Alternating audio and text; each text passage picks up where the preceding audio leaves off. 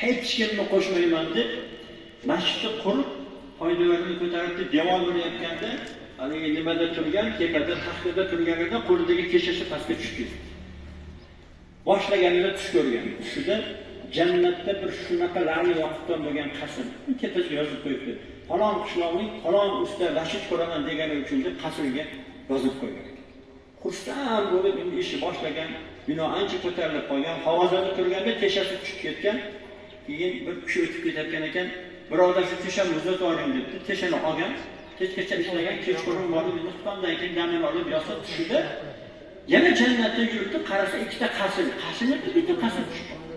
Borib o'qisa, ustani tushib ketgan keshasini olib bergan edi.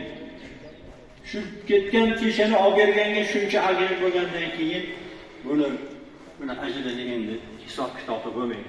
Va ko'nglingizni xotirjam qilingki, mana shu Baytullohga deb 10 ming bersiz, Alloh uni 100 barobar musiqati beradi.